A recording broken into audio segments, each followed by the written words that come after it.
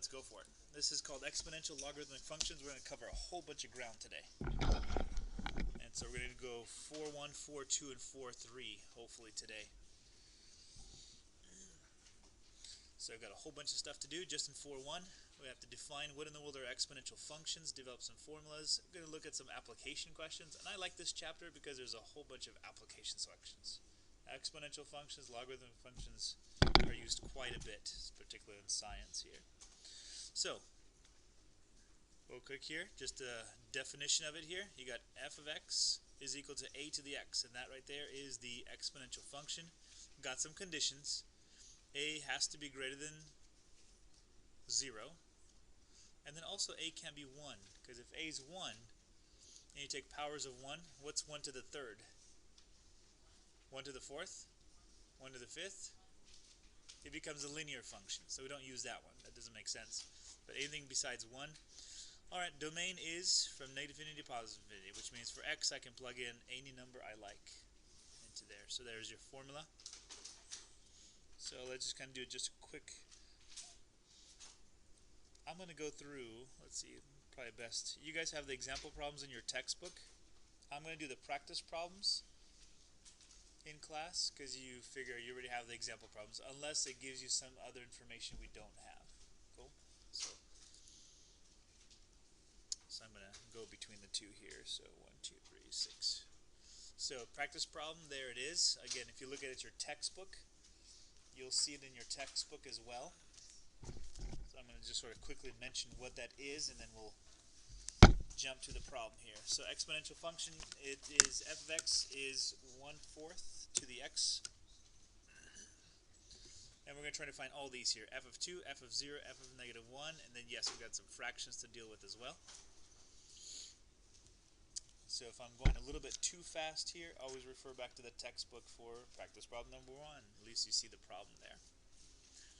Alright, here's our function. We're going to plug in a 2 into the function.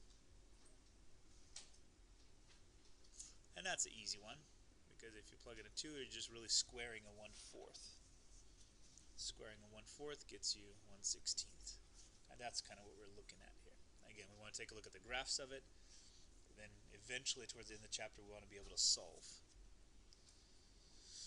F of 0, and you know that any number to the 0 power is 1. Perfect. You got it. That's going to be actually a special point for us as well.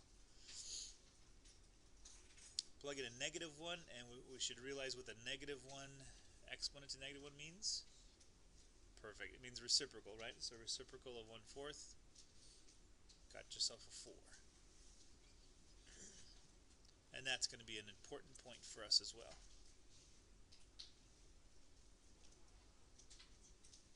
And then we got the fractions here. So I'll let you guys start the fractions here. Those that just came in, we're going to do 3 sections today. So we're going to go very, very quick. And then I have a lunch meeting as well, so we're going to finish 5-10 minutes early as well here, because I got to go prep for that.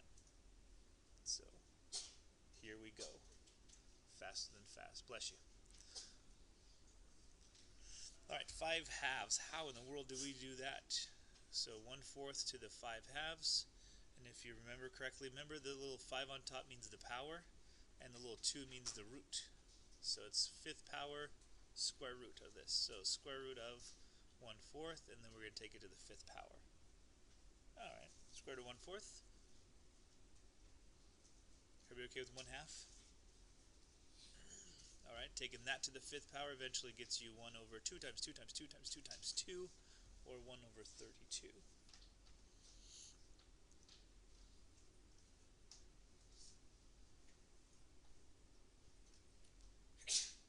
Bless you.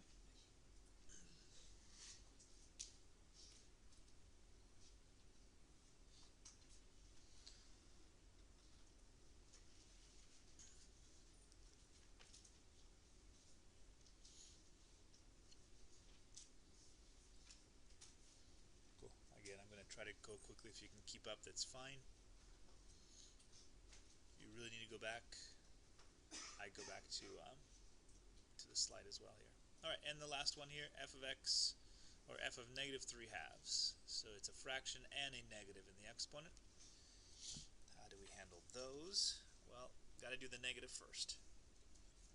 So the negative means reciprocal, so a reciprocal of 1/4 is a 4.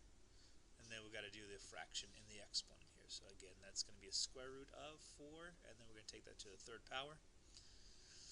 Square root of 4 is 2. 2 to the third power eventually becomes just an 8.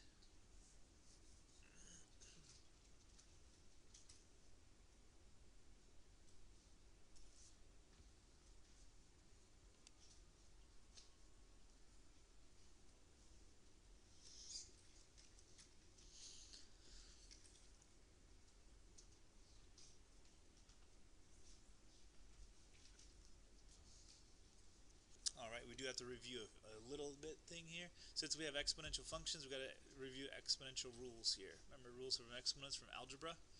If you multiply numbers, all you got to do is add the exponents. If you divide numbers with the same base, you subtract exponents. And again, maybe if you have a coefficient and a variable or multiple variables in here, and you take it to the x power, the x goes to each and every single one of the coefficients or variables. And this is called the power of power rules here. If you see an x inside the parenthesis, x outside, you're taking the power of a power. What we do is we just multiply the powers together. Again, talked about this here. Any number to the 0 power is going to be a 1. And then the reciprocal rule here. So a to the negative x is a reciprocal here. And technically what it really means is, since 1 to any power is the same thing as 1, you can write it like this or you can write it like this, depending what you need to do. Algebra, we tend to write it like this for algebra purposes. For graphing purposes, we want to write it like this. That'll sort of help us.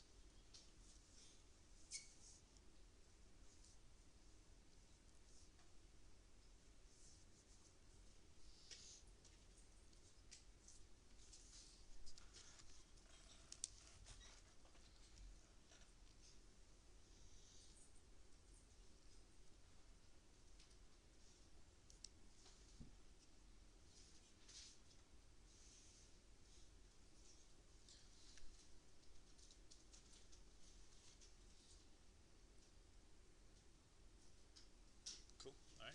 Let's go from there. So I give you guys two problems here.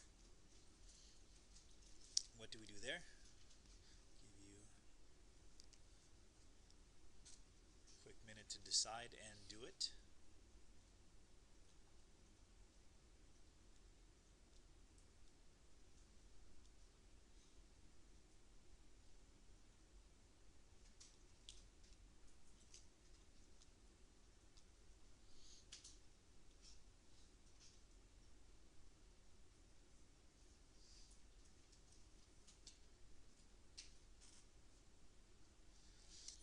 So with a, what's going to happen here is that I have multiplication with a base of 3. Therefore, I'm going to have to add these together. But we know that square root of 8 and square root of 2 cannot be added together unless you have the same exact root. But 8 is 4 times 2. So technically, is an 8 square root of 8 really 2 root 2? Kind of what happens there. And now we can add these guys together because I have the same exact radical. We call them like radicals. So 2 radical 2 and another radical 2 make 3 radical 2's. There's my simplified version. For b, again, exponent that's inside the radical and an exponent that is outside the radical. We're going to have to multiply those guys together. And in this case, it does reduce. Square root of 16 is actually just a 4, so it really just becomes a to the 4th power.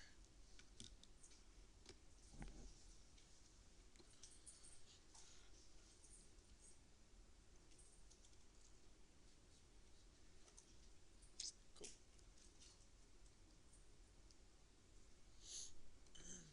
Alright, next examples, I got to do the examples and the practice problems because they're slightly different from each other. Or at least give you an idea of what to do on the next problem here. Okay, if we're going to graph any kind of function whatsoever, but in this case an exponential function, and we don't know what the graph looks like, we can always set up a little table of values. So we start off with negative 3. 3 to the negative 3 makes a 1/27th. Remember that because of the reciprocal rule. So it's really 1/3 taken to the third power. This is 1/3 taken to the second power, so 1/9. This is just the reciprocal of 3 because you're plugging -1 into the x value. And again, any number to the 0 power is 1, and then we take powers of 3 to give us those numbers. Okay. So exponential functions, you're going to hear it a lot. It is a continuous and smooth curve, just like polynomials. So you're going to try to draw a smooth curve that's coming all the way across. Alright, so if you want to put individual points, that's great, and eventually you want to have a graph. Hey, just interestingly enough here, do you guys see any horizontal asymptotes? Just like the rational functions. Sure is right here, right? It can never touch 0.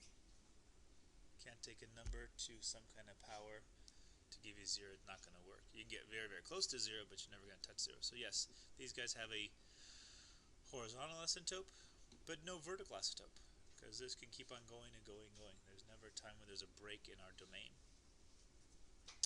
Alright, so yours, f of x to the 2x. Give you guys half a minute or so and make a little table as well.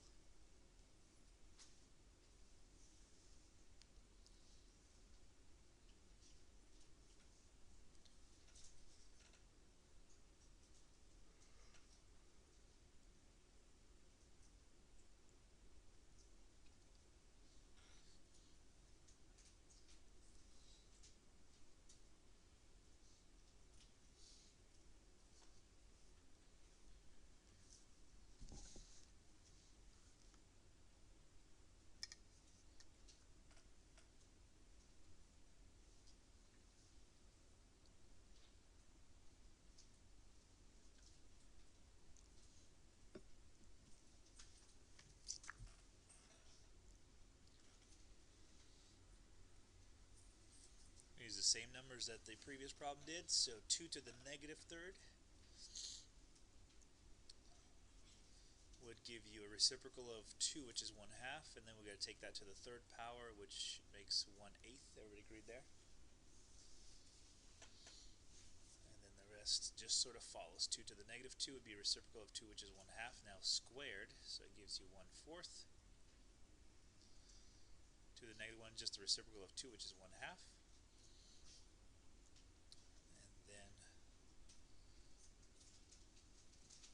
The rest should be pretty easy, where 2 to the first power is 2, to the second is 4, to the third is 8. Alright, based upon those points, can you make a graph?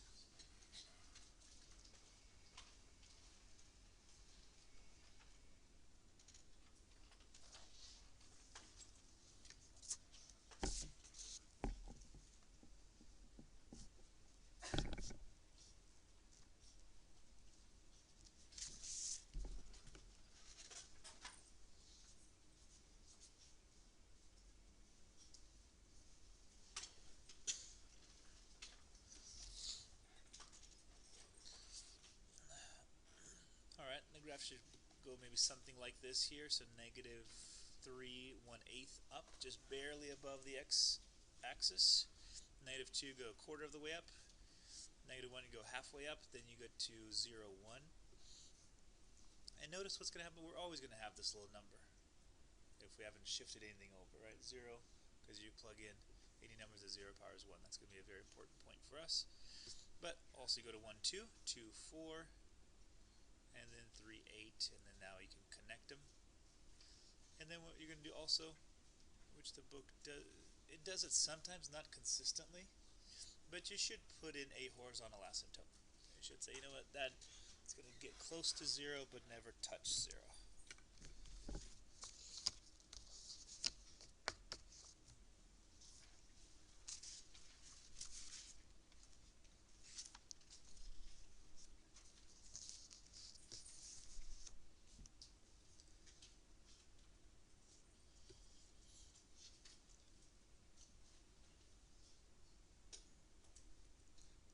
example still finishing up. Go for it.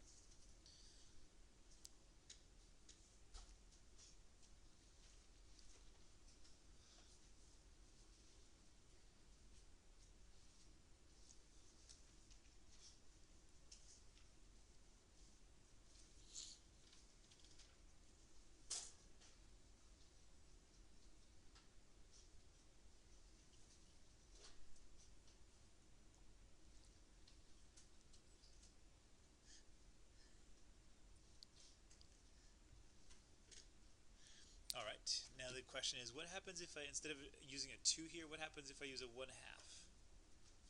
Again, what's the change to the graph? And I'm not sure what the graph looks like yet, so I'm going to still make a table. This is actually the example problem. So I take the reciprocal of 2 and I use that as my function. And kind of see what's going to happen between the two graphs here. Plug in a -3. This time, reciprocal of 1/2 is 2, and 2 taken to the third power is an 8. -2 in here, reciprocal of 1/2 is a 2, 2 squared is a 4. So again, as you do that, what has changed? What's going on here? What happens with looking at a reciprocal? And so, again, the example problem that we're given, that right there, isn't that really, from the previous graph, isn't that really just a reflection about the y-axis? That's kind of what we have here. Alright, we'll look at those later as we think about transformations, right, in a little while here. But just know, if you have a reciprocal of that, really what you have is you have a reflection about the y-axis. Alright, our problem is this. Can you graph for me y is equal to 1/3 to the x power? And really what we're looking at graphs where the a value of the base is actually between 0 and 1. On the previous example and practice problem, we looked at when the base is greater than 1. So what's the switch? What happens there? Alright, make yourself a little table. It's to the 1/3.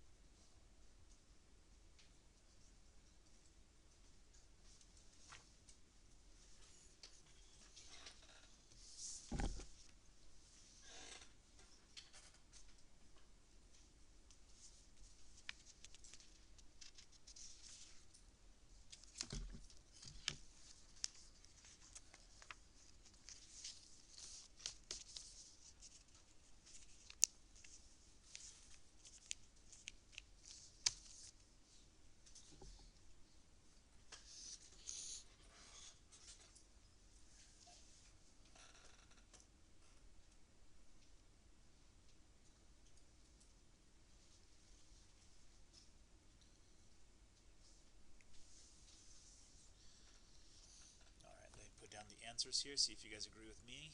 So again, 1/3 taken to the -3, a reciprocal of 1/3 is 3, and then 3 times 3 times another 3 is 27. That's your first number. And again, let me give you the rest of the answers.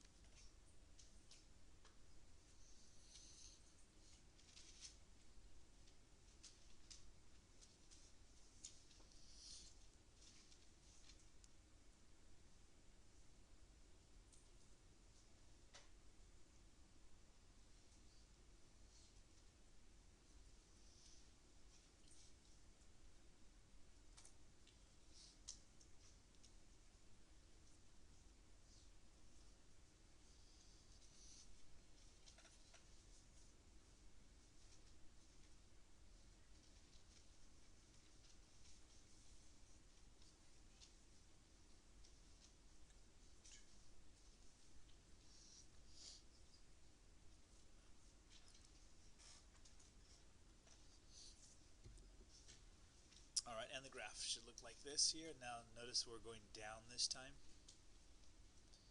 And so we have something that looks like this. And again, don't forget the horizontal asymptote as well. so what we really have is these are called decay curves, because what's happening is they're actually going down. And then the ones that we have before, anything that's above 1 as your base, those are called growth curves, because then it's going up. And that's sort of the distinction between the two. So exponential growth, and then we have exponential decay.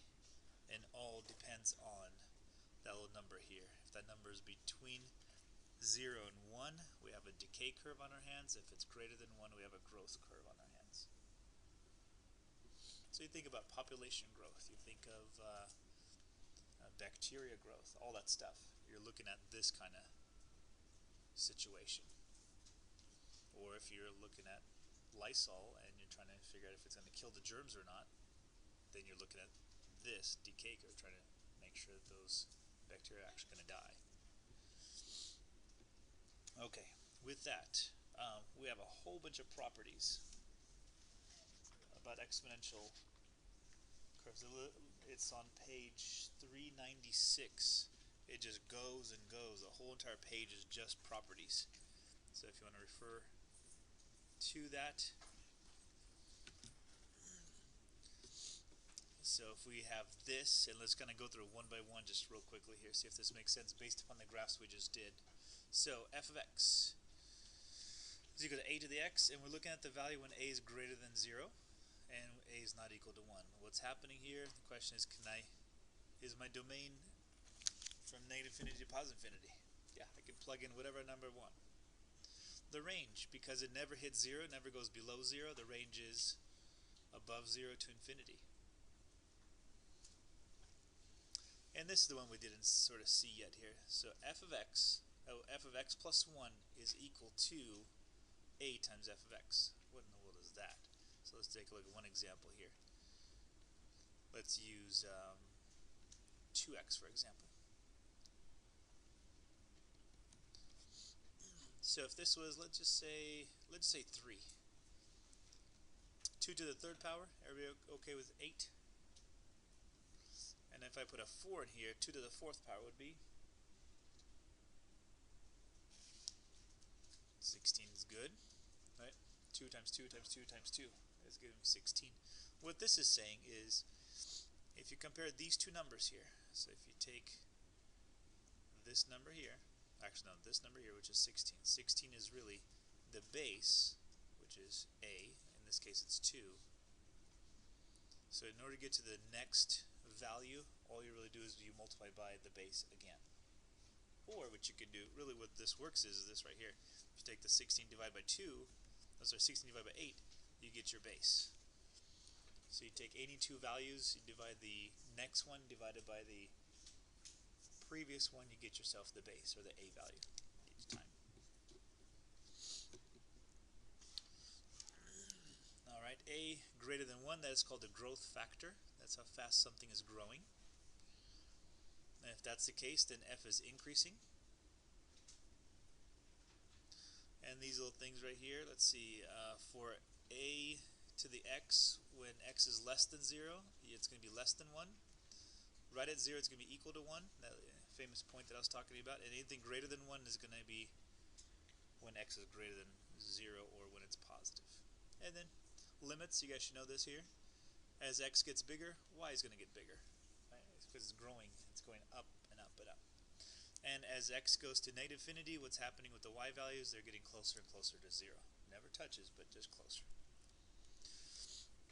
Okay, if the number is between 0 and 1, like the 1/2 and the 1/3 that we talked about, that is called the decay factor, and it sort of switches, right?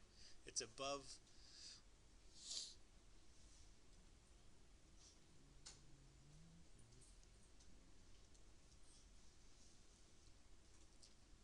Let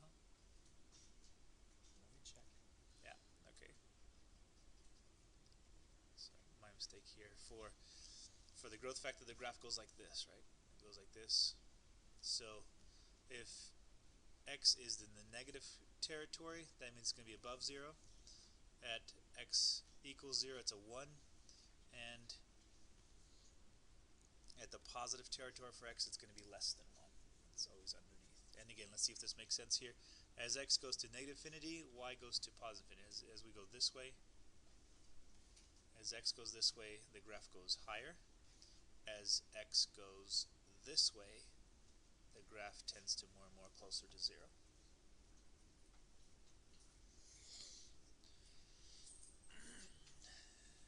Next is something we've seen before. Is this a one-to-one function?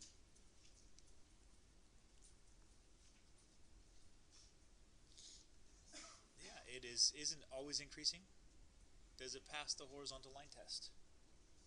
Absolutely. It passes the horizontal line test, therefore it's a one-to-one function, therefore it does have an inverse. So that's that one. From algebra, we should know this here. If you have an equation, you're solving them, and the bases are exactly the same, that means the exponents have to be exactly the same. Okay, this graph does not have any x-intercepts. Never crosses the x-axis. And then these are the important points we should look at. So if you look at this graph here, 0, 1 we already talked about. But 0a, so whatever the base is, you're always going to have this graph at the base. So if it's 2 to the x, you get 1 comma 3. If it's 2, sorry. If it's 4 to the x, you're going to get a 1 comma 4. On the other hand, you're just going to get its reciprocal on this side. So negative 1, 1 over a. And yes, we do have a horizontal asymptote, which is the x-axis. You should keep on going. There's a whole bunch of stuff here. Let's see. Tell me if you guys think this is true. We did it on the graph here. That little negative in the exponent doesn't really mean it's reciprocal. So when we graphed 1/2 to the x, we could have actually also graphed this right here.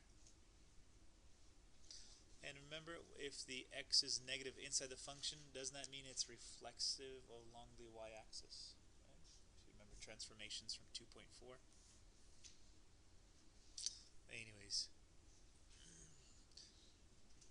for anything bigger than 1, it means the graph is strictly increasing, which means it's going higher and higher and higher, doesn't go lower, which we talked about next.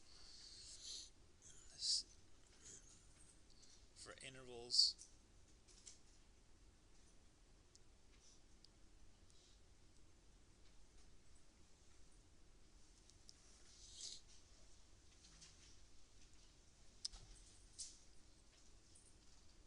last two here, okay. It means as we look at intervals less than, and we go down to the left, it gets lower and lower and lower each time. Alright, and then the important point that always is here is 0, 1. That's where it's going to intersect the y-axis. Okay. Alright, so let me skip around just a little bit here just to go a little faster. I think we have... Let me see if this is right. Let's go backwards now. We had an example problem, which is not here, but here's what we want to do. We have a graph that goes through these 2 points, 0, 1 and 249. The question is, can I get an equation off that graph? So we've been graphing on the last practice problem. Let's go backwards. Can we get an equation? And same thing here. For b, I know this graph goes through 2, negative 16, 3, 1/2. It looks like this. So maybe it kind of does this right here. Starts curving up. Question is, can I get that? The thing that should come to mind over here, though, notice sometimes we do have x-intercepts. We have x-intercepts if we start making transformations here, right? If we go lower, we will eventually have an x-intercept. We will always have a y-intercept there somewhere.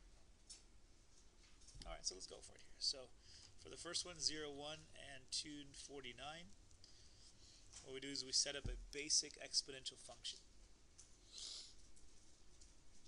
And there it is. C is a coefficient in front, a is our base, and x is our variable. Alright, so what we do,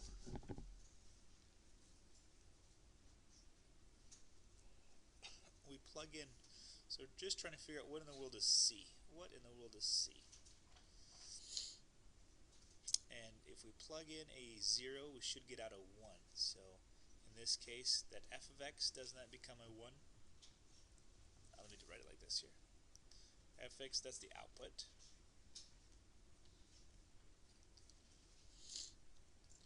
A to the 0. Is that true? So I figured out that C is 1. So first goal is to figure out what is our coefficient. Once we figure that out, we're good to go. We know that's a 1 now, so I don't need to worry about that. Now the question is, what is the A value? A value, so we use this point to figure out the C value. We'll go over here to figure out the A value. So output of 49 is given when there's an input of 2. That should be okay now, right? Take a square root of both sides. And why am I not doing plus or minus? Yeah, the A value has to be positive and not equal to 1 as well. So if that is the case, there it is. Perfect, I got my equation. My equation is, there's a 1 here, what I don't put down, so there's my exponential function.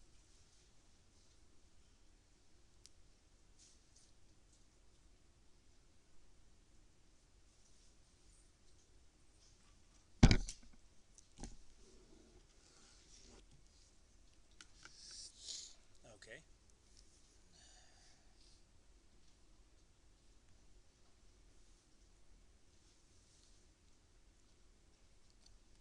Sorry, some people are still copying here. Got it?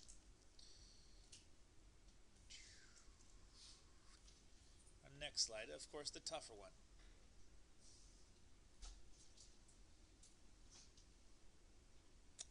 If it's going to get there.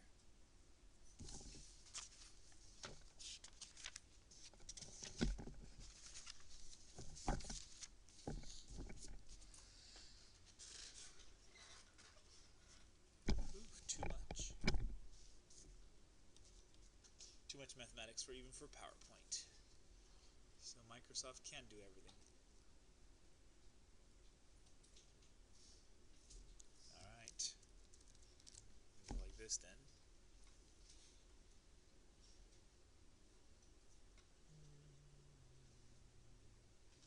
There it is, that's the one I want.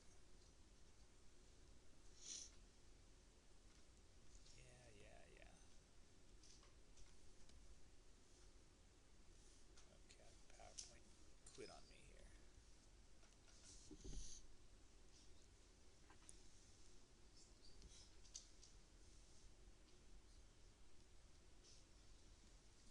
See if I can find out where I'm at here.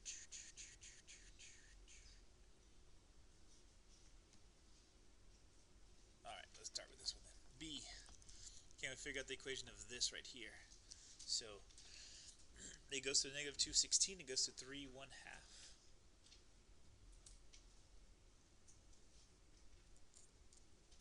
Well, we're going to use 1 point to figure out what our C value is. So let's plug in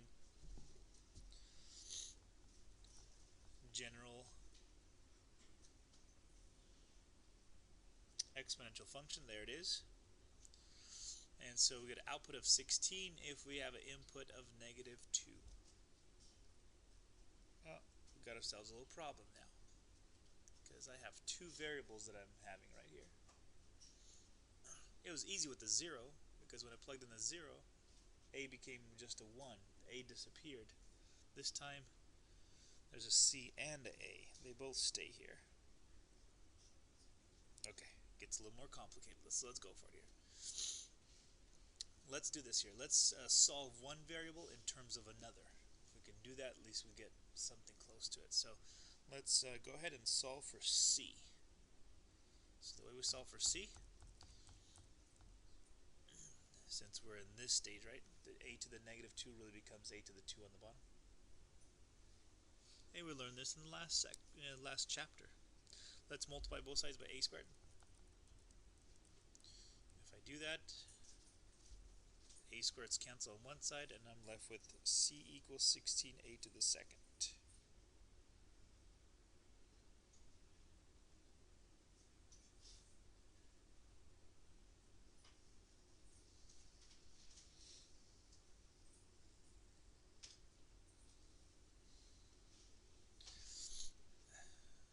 least got that. So here's what I'm going to do now. I'm going to plug in the other value here. So let's see. I'm going to plug in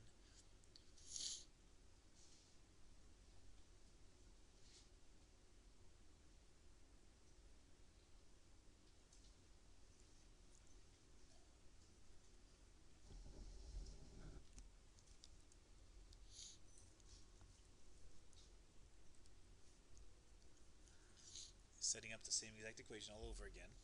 And again, why are we doing this? Because we couldn't get rid of both variables. And if you think about it, if you go back to in your mind something called systems of equations, that's kind of what we're doing.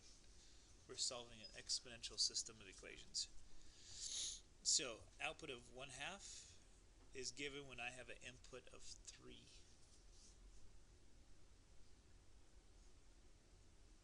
In your mind, think about the substitution method of systems of equations. That's kind of what we're doing. Okay, we're going to solve this guy, if we can. Or, you know what we can do? We can put both these guys together. Don't we have 2 equations and 2 variables? Yeah, technically, 2 equations, 2 variables. I could substitute one of the variables with another. So if c is equal to 16a squared, how about if I do this? 1/2 is equal to 16a squared times a to the third.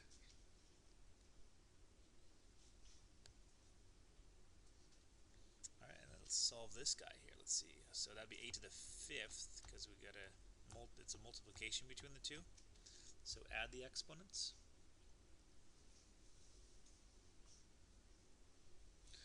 Let's divide by 16, because I'm going to solve. I need to solve for a to the 5th here. All right, divide by 16 or multiply by 1/16 gives you 1/32. And we take the fifth root of 1/32. Anybody with that answer?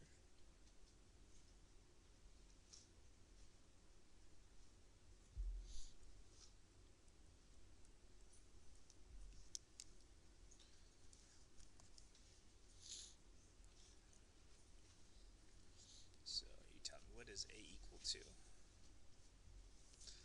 1/2, isn't it? Because 1/2 times 1/2 times 1/2 times 1/2 times 1/2 is 1/32.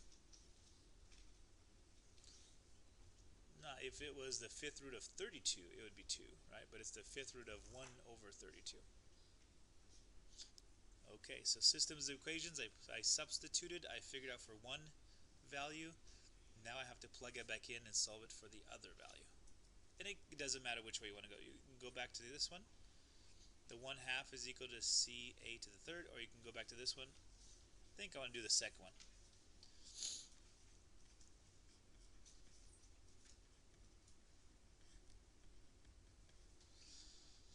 What is that? 1/4. And 16 times 1/4 is a 4. Is that right? Done. Sheesh. Let's go back over here. Final answer is f of x is equal to 4 a to the x.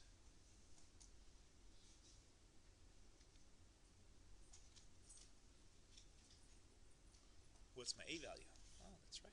I have an a value as well, right? So that's not just an a value, it's 1/2 x with the multiplier. That's 4 times 1/2 to the x, where 4 is really the coefficient, that's a multiplier, and then you got the 1/2.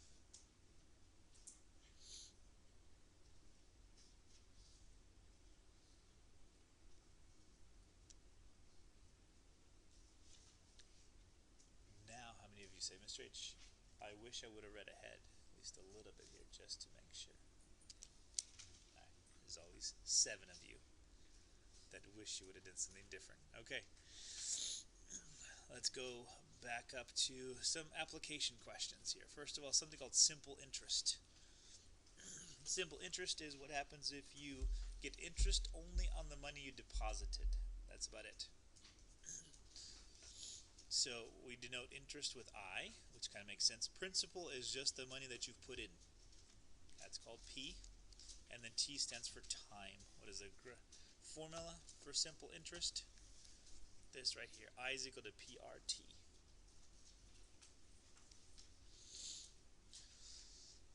So if you have credit cards, let's see what happens here. A lot of times that is simple interest. So what they do is they take your average daily balance for those 30 or 31 days or whatever it is.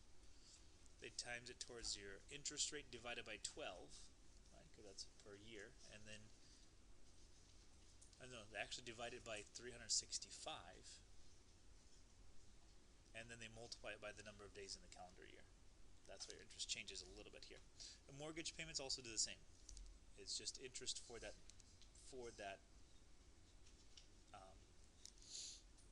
period.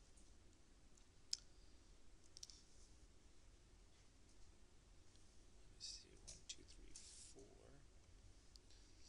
So again, we're just going to plug in here. Starting at this point, you probably should get a calculator because you'll need a calculator to do this.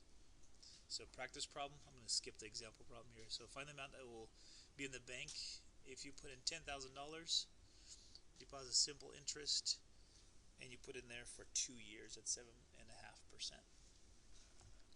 Well, what you're going to use this little formula here. P is equal to I, R, and T. Just need to know each of those variables. Notice R comes in as a decimal, not as a percent, so kind of careful there, you got to convert that.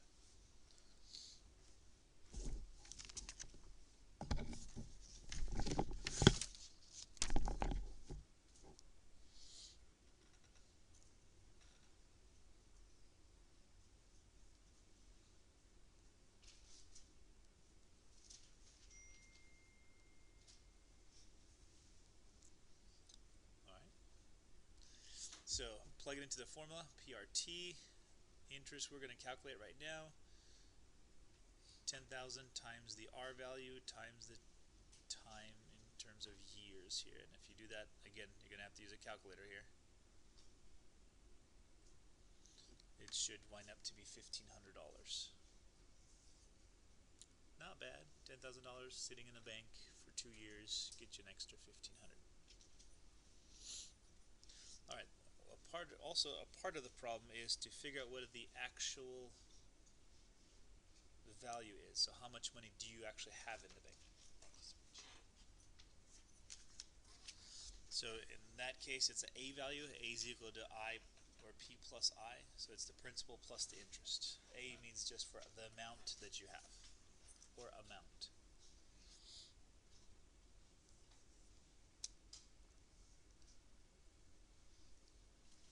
And again, if you go into business, that's exactly what you're doing. There's a whole class on just interest. How do you calculate interest? And then it gets really fun when you get into compounded interest. You start looking at retirement plans, which for you guys, I don't know if you have that looked at yet, that or not. But so you got the principal of 10,000 plus 1,500, and the one is missing over here. Sorry, it's a 1 and a comma. So eventually you get 11,500.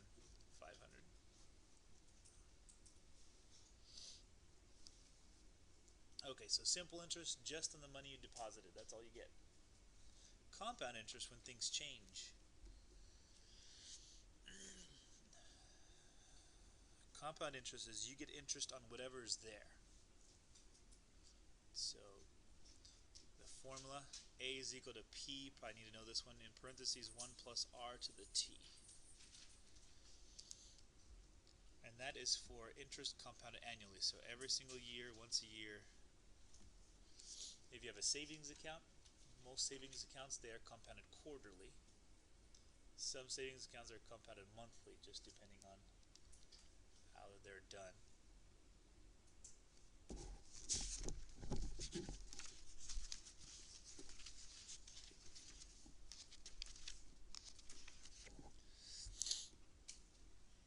Alright, again, there's the example problem here.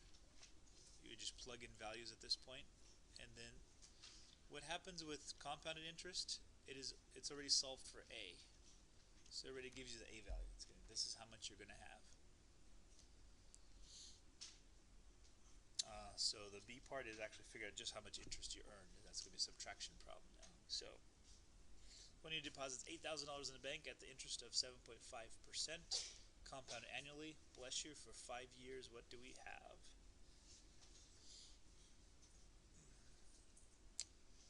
All right. And I'm missing a slide. That's the problem.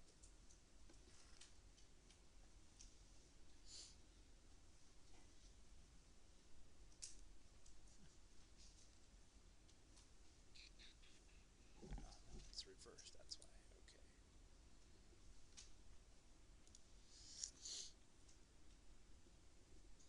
All right, formula. There it is.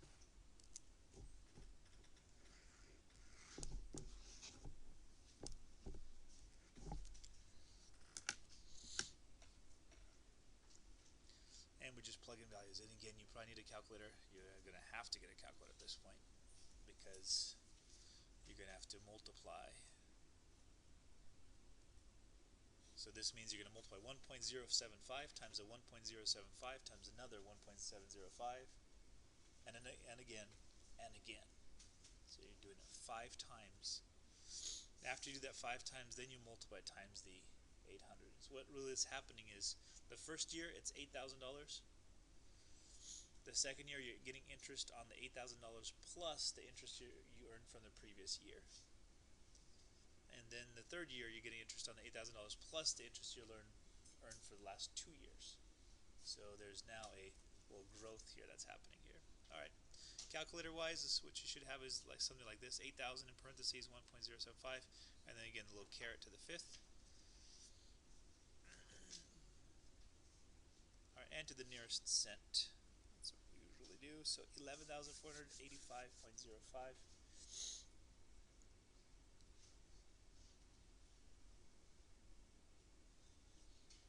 What's some fun stuff here? There's a famous story in history. Benjamin Franklin. Well, let me back up.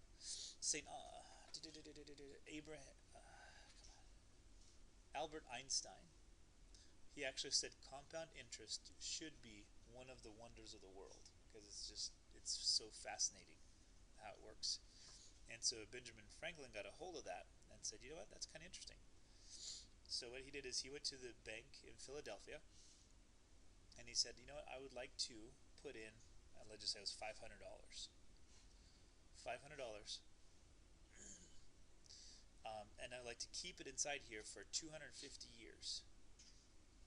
And after that, I would like to cash it out and give all the proceeds to the city of Philadelphia. Like, okay. So whoever took the money took it. They signed the agreement, and everything was great and all done. And so 50 years down the road, a new bank president took over, was looking after all the funds, and looked at this one and said, oh, that's kind of unusual. So he started calculating how much in 250 years, because this is what happens with interest. Eventually, the $8,000 earns $8,000 of interest, right? And then you're getting interest upon now $16,000. And then as soon as that grows, you're going to get now interest on $32,000.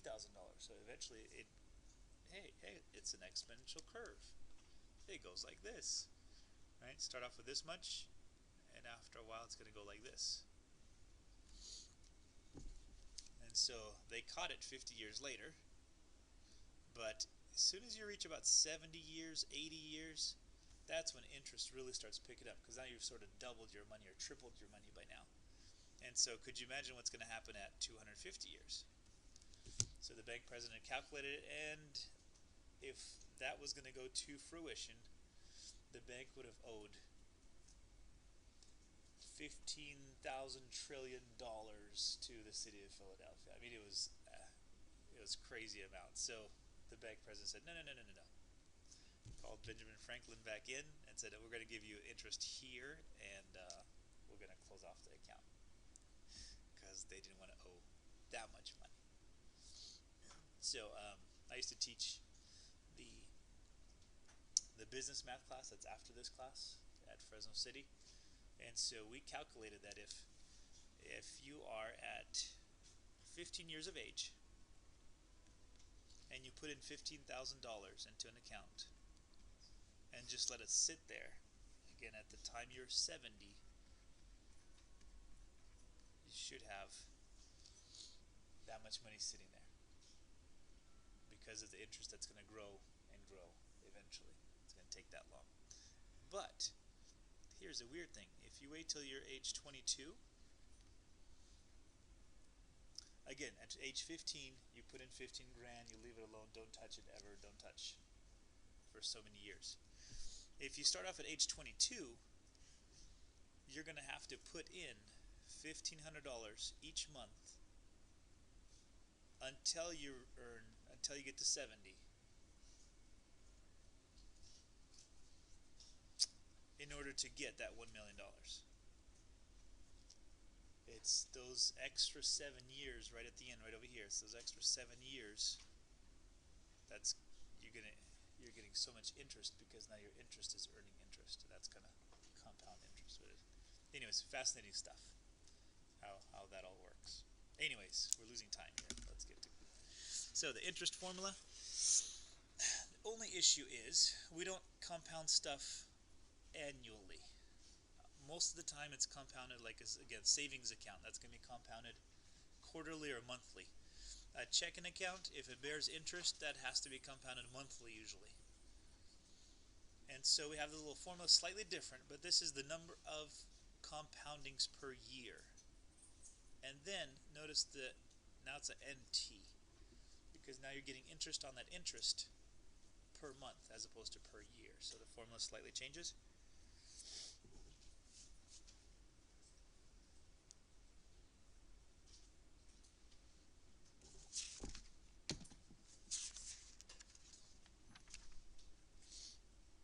And let's not do all of them because there's a whole bunch of them here. I'm going to skip around just so we can make sense here. It's 42. Practice problem number 8. You have $5,000 deposited. It pays 6.5% annual interest. Find the future value. Let's do just two different ones here. Let's do 1 and 2. Actually, no. Let's do 1 and then let's do monthly. 1 and 4.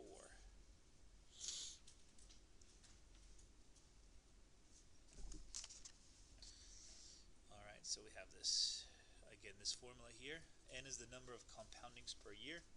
And so if we have $5,000, 1 plus, again, is our interest rate of 6.5%. And then because it is compounded one time per year, we divide it by 1. Essentially, it's the same formula that we had before, right? Because if you are only compounding once a year, you're compounding annually. And so, and you should get $5,325 bucks. Not bad. $325 in a year. Letting the 5,000 sit there.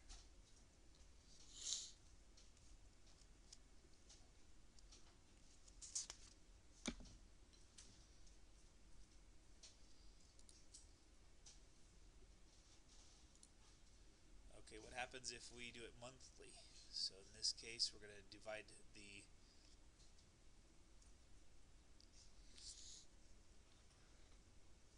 .065 by 12, because now every single month we're only getting a 1/12 of that interest. At the same time, we've compounded 12 times in a single year, so it's 12 times 1. And again, if you stick it in there for 3 years, so you're going to put 12 times 3. 20 years, 12 times 20.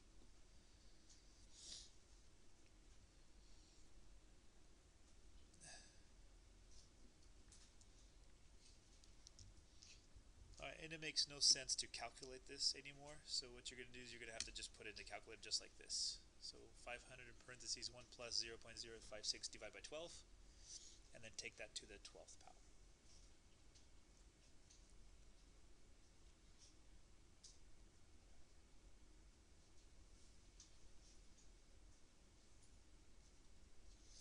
Alright, in this case, not much, huh? Because in the last one we had 320...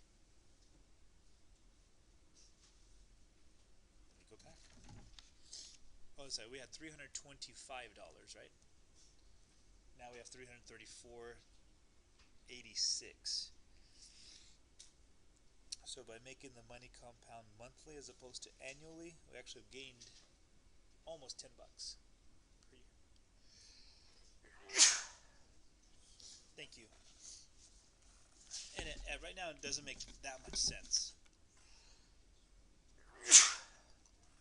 Thank you.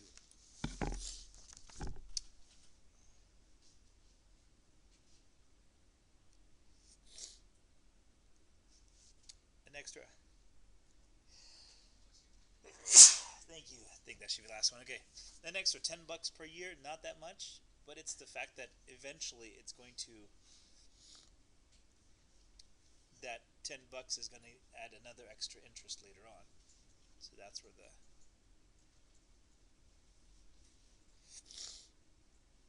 investment happens here. Okay.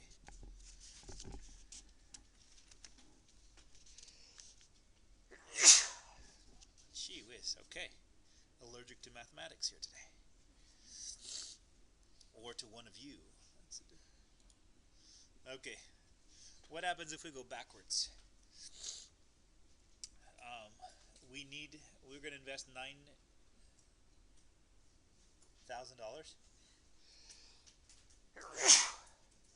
Thank you. At the end, we're going to want to have $20,000, and we want to do it in 8 years. If you know the bank is going to compound it monthly, we want to find the R value that's going to make that true. So what's the interest rate?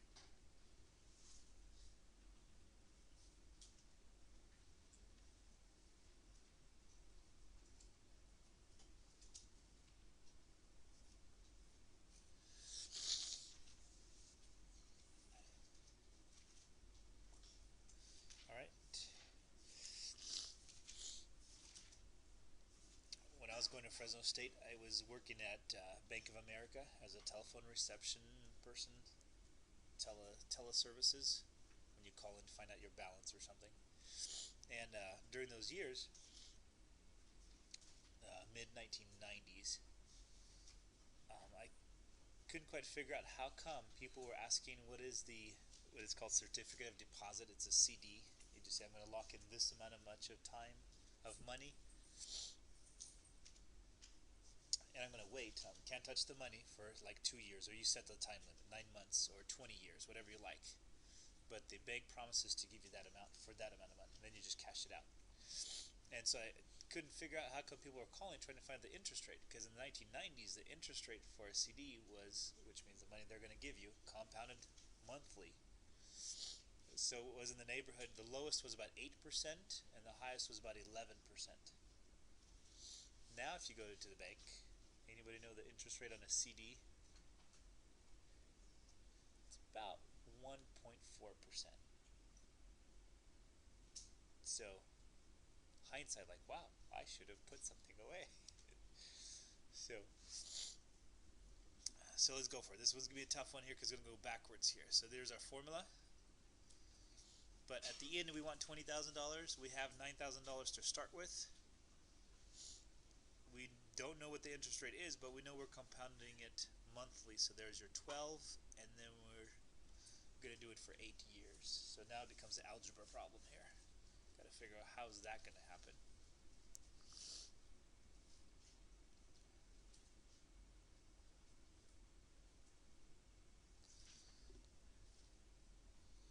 Alright, let's see, if we divide both sides by 9,000, we can get rid of 0, so now it becomes 20 over 9. We're good there? And that would be, let's see, everything else stays the same except for 12 times 8 is 96.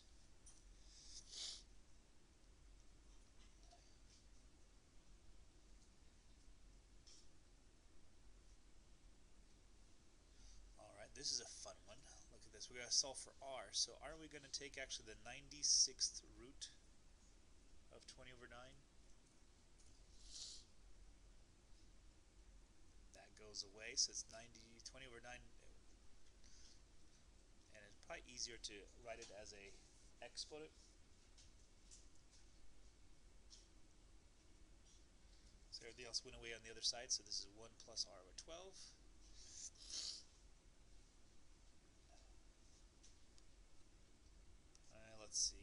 out, subtract 1 from both sides, so 20 over 9 to the 1 over 96. Subtract 1 gives you equal to r over 12.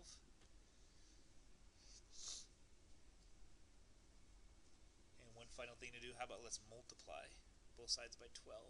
Finally get r by itself. I got parentheses there, so might as well put it in brackets.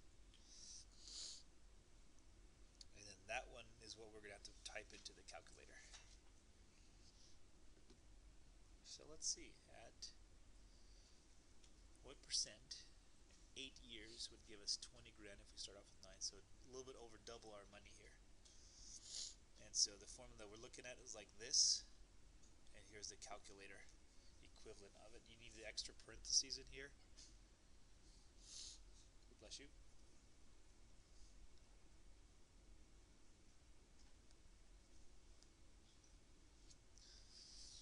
And we do have an answer there. The answer is approximately a little bit over 10% to make that happen. These days at 1%, not going to do it in your lifetime. Okay, maybe towards the end of your life.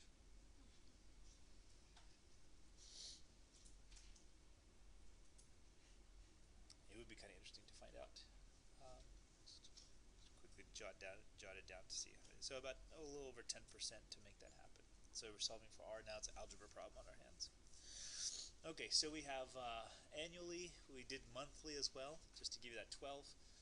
But sometimes, especially something called inflation. Inflation doesn't have a compounding anytime. Inflation actually compounds all the time. So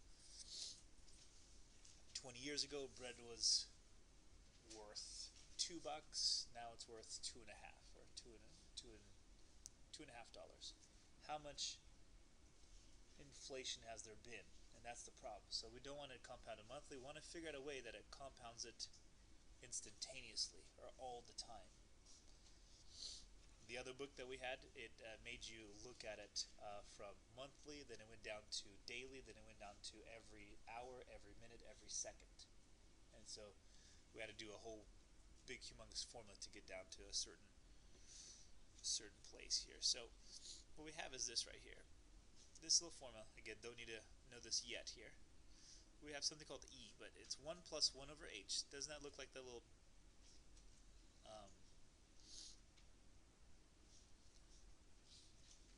let me explain it a little bit better here. So 1 is that little number in front. If you think about this here, this is 100%. That's kind of what we're looking at. 100% interest. And H is the number of compoundings, right? And then H times 1, which means number of compoundings per year. And so what we do, it is on page, I wasn't going to be able to copy and paste it here. So let me find it. It's on page 402. And what we do is we just make these compoundings more often. So we could start off monthly. Monthly would be 12 and 12. Daily would be 365 and 365. So as we increase this H value, they make it bigger and bigger and bigger and bigger. So then we're compounding every single second. They were compounding every single millisecond. It's kind of interesting. What happens is, this number right here doesn't go to 1 million. It actually goes to about 2.71828 blah blah blah. It goes to this number here. So it reaches almost like it reaches a limit. It reaches a horizontal asymptote.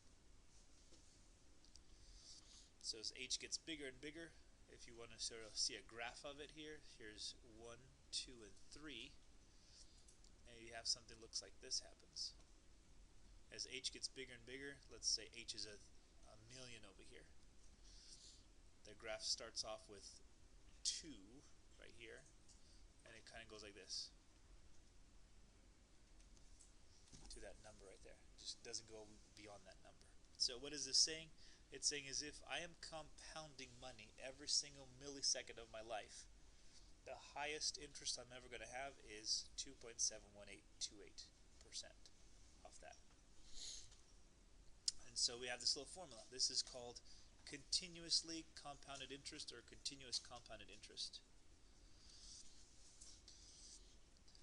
And again, the best example is inflation. Inflation compounds all the time.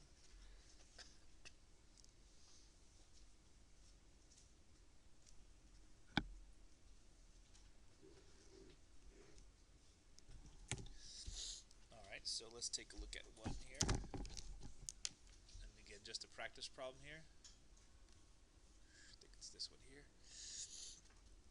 So say you have $9,000 to invest and at 6%, but now it is compounded continuously. And that's the word there. And also it's compounded for 8 years and 3 months. Give you a little flavor for half of a year, or a quarter of a year, a piece of a year here. So how do we do that? So there's your principal, which you invested. You got the E value now, and then everything else is inside the exponent. So there's my 6%, and there is 8 years and 3 months. 3 months is about a quarter of a year. Yeah, it's exactly a quarter of a year. 3 out of 12. So 0.25. So again, having a calculator, so at this point you might as well bring a calculator to class. At least something that can do exponents. If you have a graphing calculator, that's great. Go for it here, but as far as graphing is concerned, I want to see if you can do it by hand. For these sort of calculations, that's kind of what a calculator will be used for. Alright, what you need is you need an extra parenthesis right here, and you need an extra parenthesis right here when you put it into a calculator. So you got this one here, and this one because you want to multiply the 0.06 times 8.25. If you don't do that, then it becomes a different problem. So don't forget to put in a double parenthesis as you plug it in.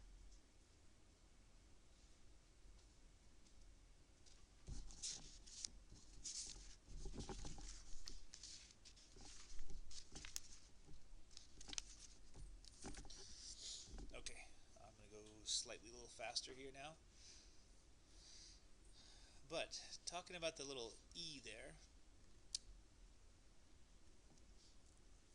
this e could also become a base, right? In fact, it was a base on the previous problem, e to the x. So let's use this as the base, as opposed to a 1 or a 2 or a 3 or a 4.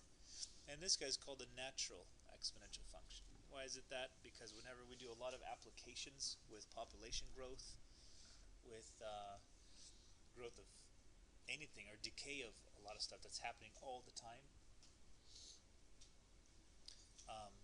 oftentimes E turns out to be a pretty good way to model that behavior.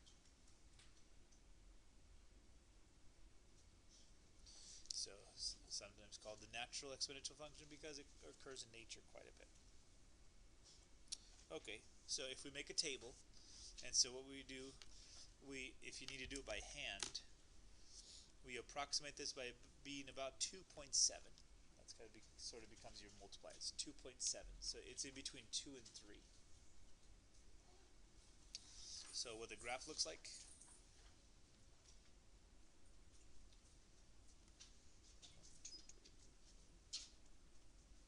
The graph looks like this. So there's my 2 to the x that we graphed earlier is blue, 3 to the x that we saw earlier, and this is e to the x is, again, it's because it's approximately 2.7 to the x. It's in between the 2 and the 3. What you also should notice, kind of interestingly enough, is the blue. Notice the blue line is the top line, and then when you get to 0, 1, it becomes the lower line of the two. So then you got 3 to the x, which is the highest line here, actually is the lowest line underneath here. So they switch right at this point here. Because you figure 1/2 is higher than 1/3, but when you go to this side, 3 is higher than 2. So they're going to switch positions there. Okay.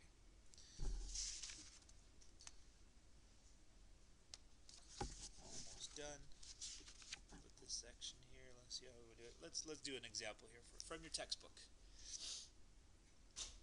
I'm going to start going with transformations here. So what we want to do here, if you're graphing it yourself, this will be approximately 2.7. So it's 1, 2.7 when you graph them. 0, 1 is always going to be there.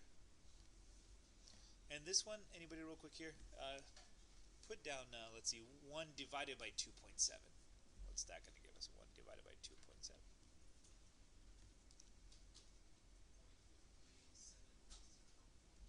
0.37. 37. So we're going to approximate this by about 0.4 if you're doing it by hand. We're good there? That one, the book doesn't show you, but you should be approximating it that way. So important points for e to the x. If we're talking about approximate values, we're talking about negative 1.4, 0, 1, that's usual, and then 1, comma 2.7. That's the 3 points we're going to sort of use and manipulate. But before we do that, real quick here, tell me, using transformations, think back to chapter 2, what is the 2 doing to this at the end?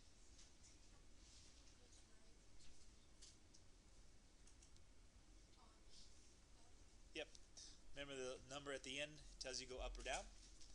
Because this is a minus 1, what's this doing to the graph? Cool. So we have this graph here. All we've got to do is we're going to go to the right one time, and we're going to go up 2. That's kind of the shift here. So to the right 1 unit, there we did. Now we're at 0.4, and then we're going to go up 2 units. Now we're at 1, 1. We're going up 2 units, and here we're going to go up 2 units, so eventually you get here. And notice, if it's off the x-axis, you really want to put in a horizontal asymptote, because you're saying it's never going to touch y equals 2. Okay, for our purposes, can we graph this guy? That was the example problem. Let's look at the practice problem now.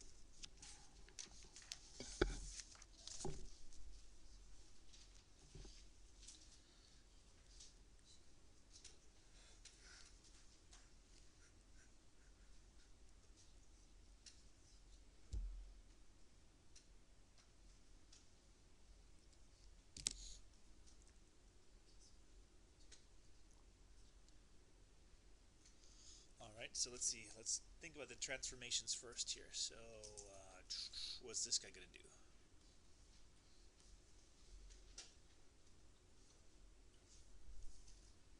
It's a reflection, but about what?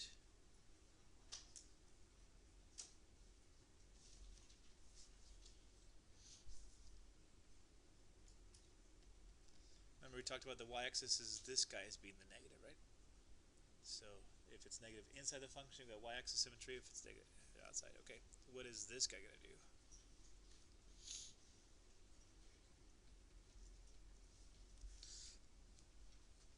We've got a shift right, and we have a shift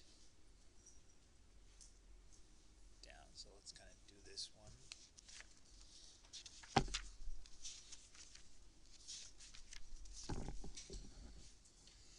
Alright, there's my graph.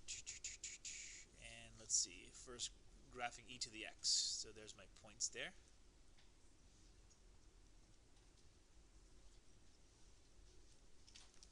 Should be a little 1 right here.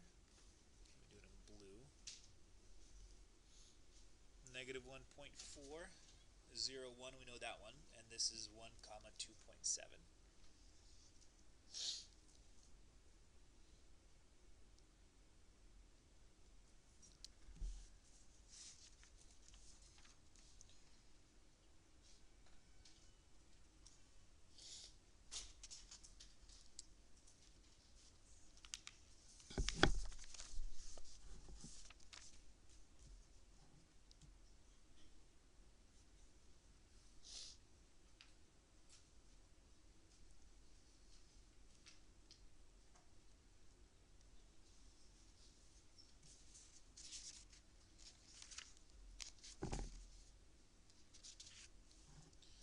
Cool. Next step is we're going to put in the reflection.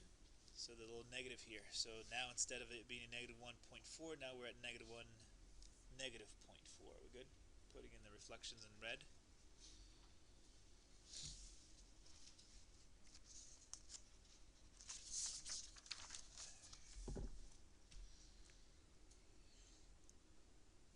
Alright, once we got those, let's see what I did here. Put those in. So I'm going to, so it doesn't get too messy here, I'm going to redo it on a different graph here.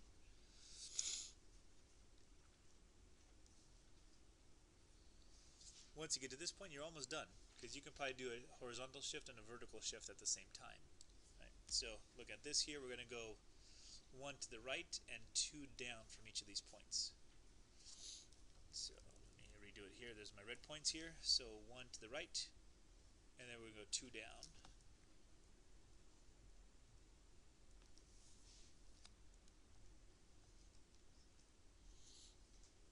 Alright, because we went down 2, we do have a horizontal asymptote. Now, can we get those points? What are those points? Can't really draw it on here. So I got a 0, comma, negative 0.4 minus 2. So everybody okay with that point? This one went down to 1, and it was originally at 1, negative 1 now. Minus 2 more would make a negative 3. And then the next point, which is at 1, let's see, negative 2.7, went over 1 to the 2, and then we went down 2 more, so negative 4.7. Will that work for those 3 points?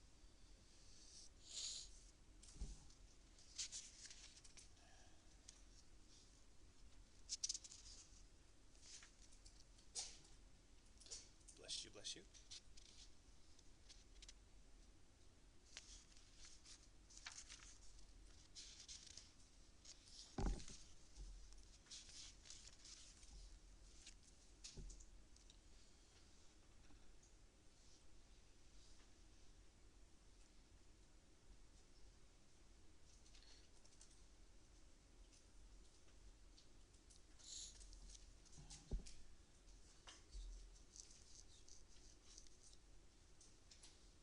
Cool.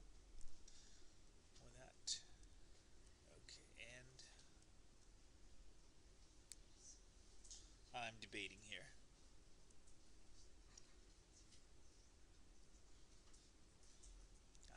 Okay, I'm going to try to get through the next section as much as possible here. So there's 2 example problems. One is about population growth. The other one is about depreciation of car values or boat values. I'm going to skip those 2. Again, they're applications. If you want to look at them, go for it. They're pretty cool here. But this is the exponential growth function, where you have what you start off with, which is a sub 0. Then you have e, and then you have kt. So k is the growth factor, which you're going to have to figure out for one particular problem, and then t is how much time you need.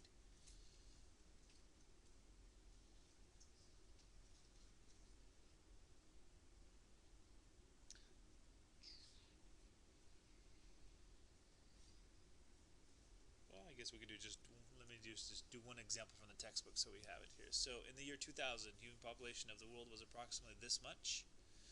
Assume that annual growth rate, even from 1990 onward, was about this much per. So using the model, figure out how much would be the world's population in 2030. So again, we're starting off in 1990, but we know one value. We know this value here. We know that in the year 2000 it was 6.08 billion. So what we have to do first is figure out what the k value. The k value is already given here. So the year 2000 corresponds to t is equal to 0.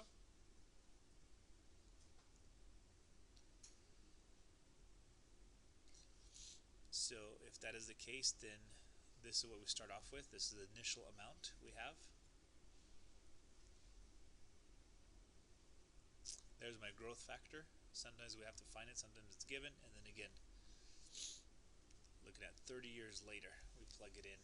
So it should be about 9.5 billion people by then, if the growth factor is true. Anyways, I think we'll finish with, let's stop with that section. I'm going to go to the next section.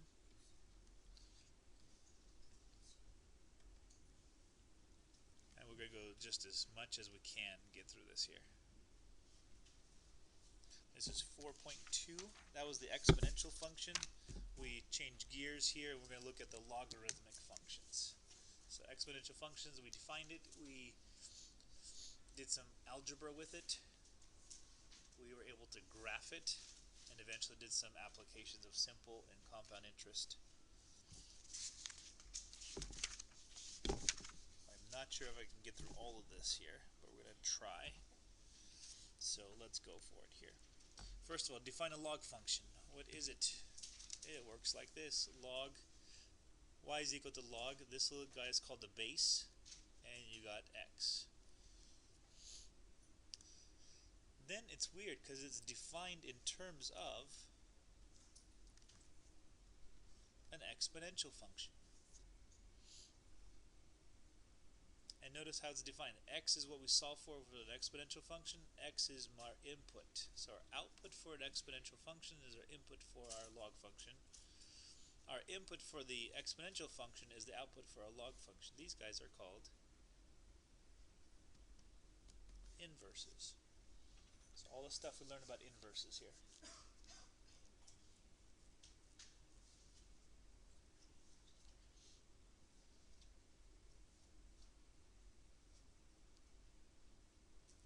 So since they are inverses, here's what we do. So whatever the log base a of this becomes the equal to part. The equal to part of a log function actually becomes the exponent on the exponent function. Cool, so we're going to do a little bit of work here. You know, let me go through maybe like this here. Practice problem number 1. Can you convert this exponential function into a log function? And then we're going backwards here.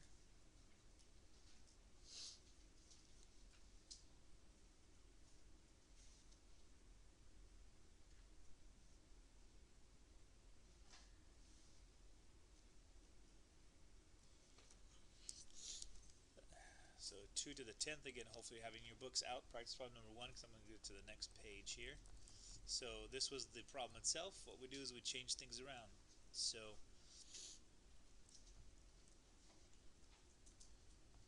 it'll be log, what's my base?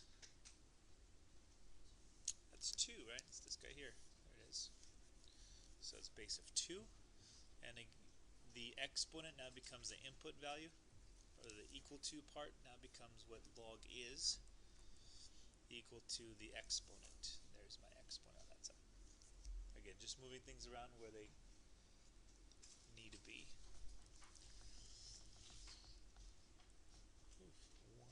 What is this? 1/3, sorry, that should be a 1 there. Alright, if that's the case, again, it's log base of 9 of the number called 1/3, and the answer is the exponent of the previous problem, which is negative 1/2.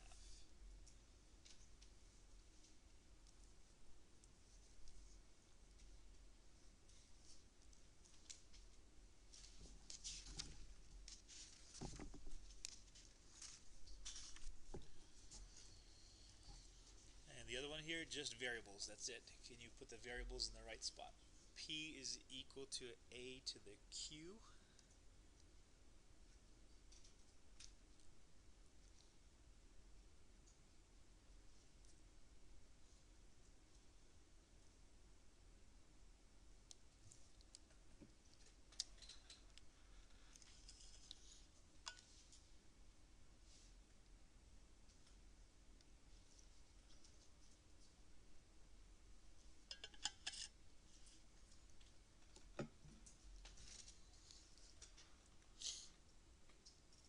Alright, so log base is a of now is the p, and what's equal to is the exponent, which is q.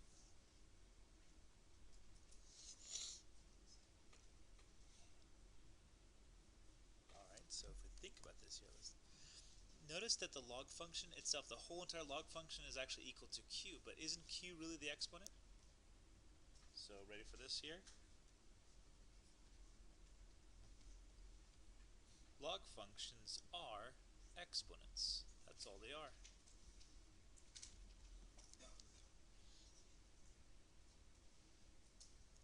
So if that is the case, remember whenever we think about if you multiply numbers, all you need to add the exponents. Remember that rule from last section? So guess what? If you need to multiply numbers, all you're going to do is add the logs together. If you divide numbers with the same base, you're going to be subtracting the logs. We'll get to that in the next section. All right, let's go the other way. Can you go from a log equation to an exponential form?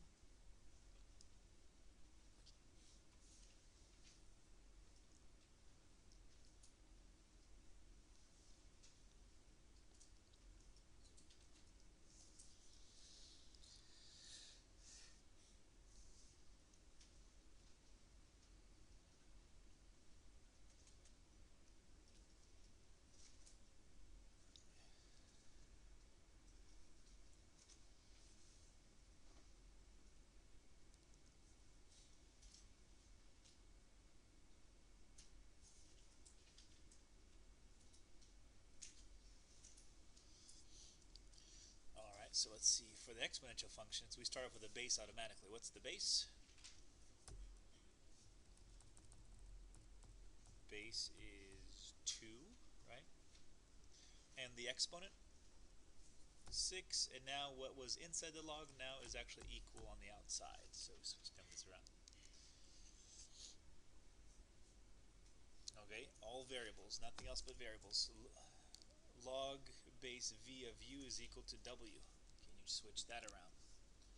So you have no reference to numbers.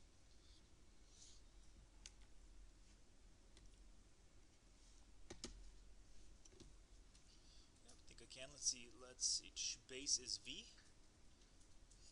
The exponent is w, and u should be on the outside. So input now just became the output.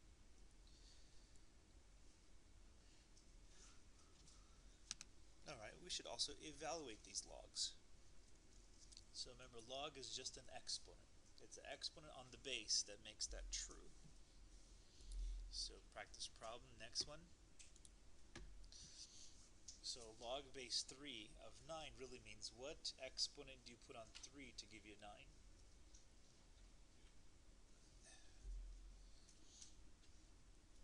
So translate it into sort of what we should be thinking. We should be thinking that right there. What exponent do you put on 3 to give you a 9? Again, I heard it already. 2. 2 is easy. And of course, doesn't become all that easy either. The next one is, what exponent do you put on 9 to give you a 1/3? Well, unless you know it right away, you may have to solve for it. So how do we solve? What we do is we put a variable in for this little box that we had earlier. So base is 9. Put a variable called y. That's fine. Y is equal to 1/3. And remember from algebra, what we want to do is we want to make these guys exactly the same bases. Because if we have the bases the same, then we know the exponents have to be the same.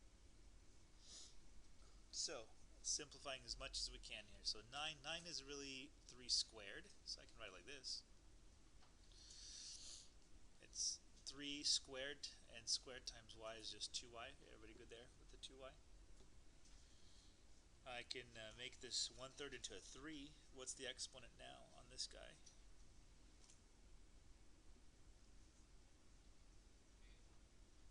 -1. Perfect.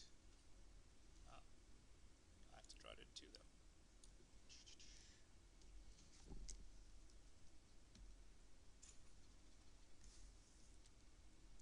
Okay, since the bases are the same, now all I gotta do is just solve for the exponents. So doing that, divide by 2, and I've solved it, done. So what's the exponent you put on 9 to give you a 1/3 is a -1/2. So if you think about it, you take 9, you take the reciprocal of it because of the negative, and you square root it to get you a 1/3. Alright, or you could say, what's log base 9 of 1/3? -1/2. Okay, and next one.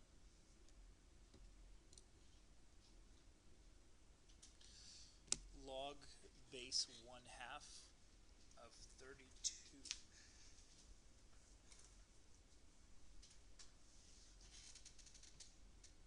And again, if it doesn't come to you right away, let's set up a exponential equation. So 1/2 taken to the y exponent gives you 32. When does that happen?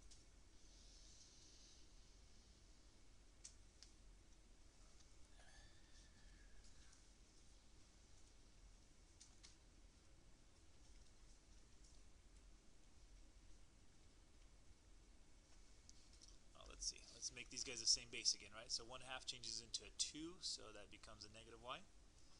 32, I can do something there too. Let's see, 32 would make 2 to the 5th. So how about a negative 5 as we finish it off?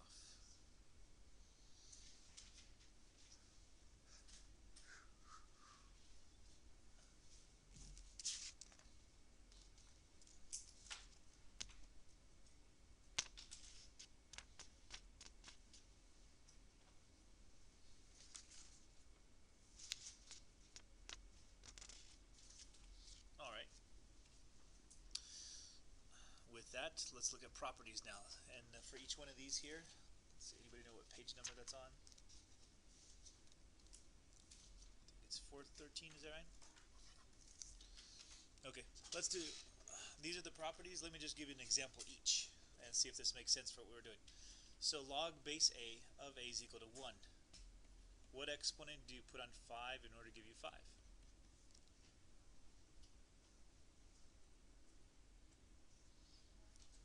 1, huh? Because 5 is already here. Since these guys are both the same, really you just need a 1 on top of this 5 to give you 5. So there's that. And again, it works for every single number as well. What exponent do you put on 5 in order to give you a 1? Kind of like this. There's my question. I need a 0, huh? Because any number to the 0 power is 1, so there's that.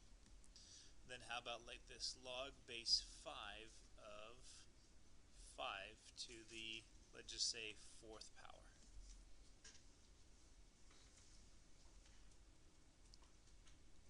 Well, got the same bases here, huh? So if I switch this, isn't it what exponent do you put on 5 in order to give you 5 to the 4th?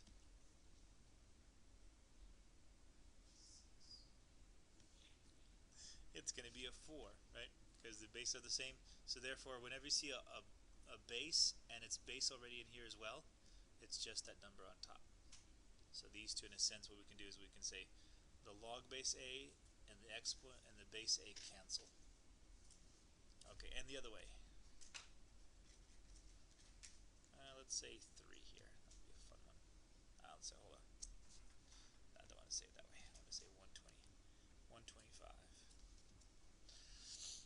This one got to do a little bit of work here. So 5, what exponent do you put on 5 to give you 125?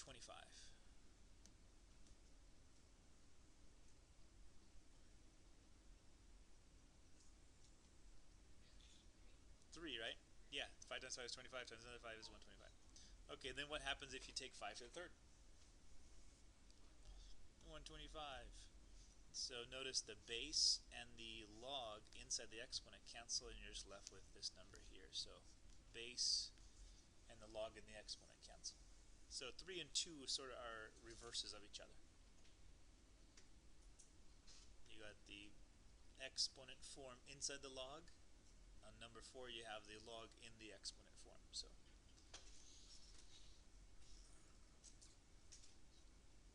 okay, since we have that, I'll let you guys try this one then. Practice problem number 4. Log base 5 of 1, log base 3 of 3 to the 5th, and 7 to the log base 7 of 5.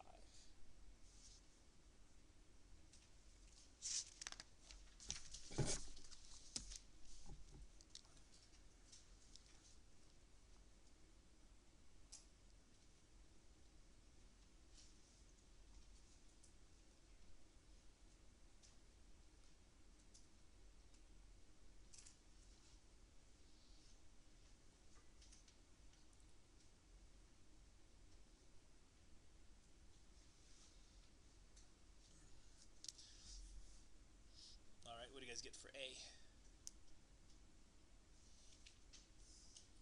Yep, 0. Right? Any number to the 0 power is 1 or 5.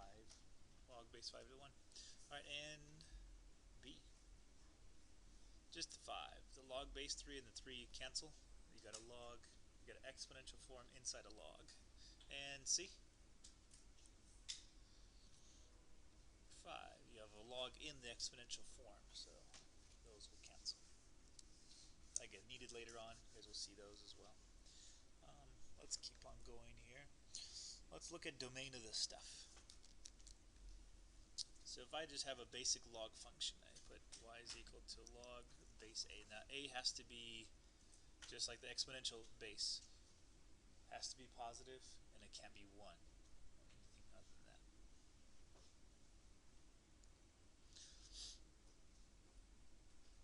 Okay, so let's take a look at here. So let me put in some numbers here because I think it'll help with some numbers here. So log base 5 of 125. What do you guys say?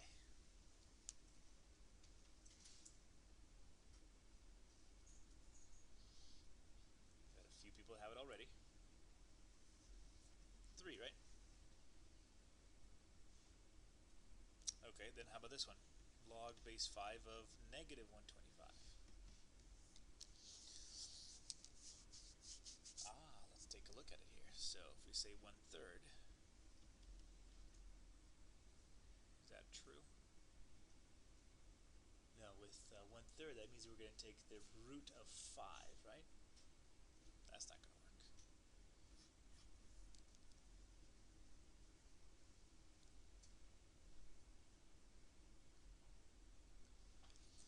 Can you ever take an exponent on 5 to get you a negative number? Is that even possible? No, because we just looked at exponential functions do this, right? Does it ever go into the negative? No. In fact, does it ever hit 0? No. So 5 to what power would give you 0? No solution, right? It's not possible. So the domain for a log function is anything above 0. But a log can't put a value. You can't take a log value of a negative, and you can't take a log value of 0. It doesn't work. Okay, this one we'll see later on when we look at graphs here. But if I were to plug in all these log values, just keep on plugging in log values, I can get whatever I like. I can go from negative infinity to positive infinity. We'll see those when we see graphs. But we're concerned with the domain at this point. Domain of log functions here. So find the domain of log base 3 of 2 minus x. All we do, since this piece here can't be negative and it can't be 0, all we do is we set this piece greater than 0 and we solve. In this case, move the x over here. That's fine. 2 is greater than x, therefore x is less than 2. So in this case, the domain, again, for that particular function is actually anything less than 2. We're good there?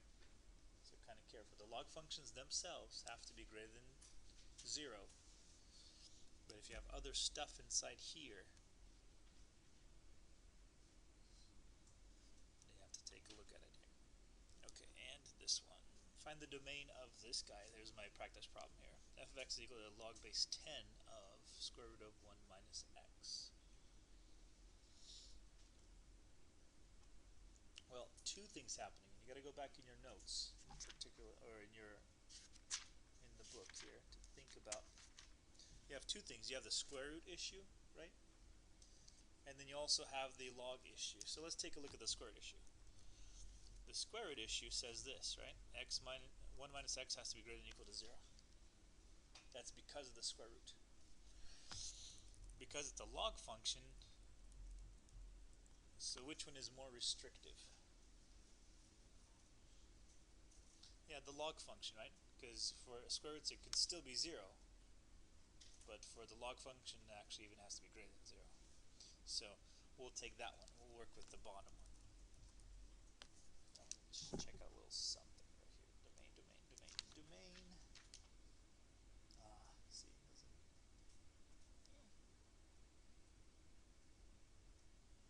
okay. There's some other little ones. Okay, so what we're going to do is we're going to subtract 1 from both sides, divide through by a negative 1,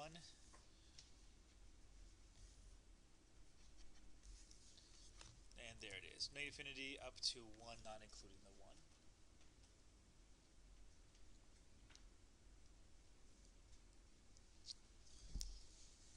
1. Alright, I'm thinking this would be a good place to stop, because after that we're going to get into the graphing of it. So let's stop here. As far as homework is concerned, what you can do is you can get up to number, I don't know if it's every other odd, but up to 59, whatever that is. Could be that 57 is your last one, or 59 is the last one, but up to. Let me say this here. You can't go beyond 60 on the homework unless you read ahead, which some 7 people promised to do next time, right? And we go from there. Okay, so we didn't get to 3 sections today. We got through 1.5. So we'll see what we're going to do about that.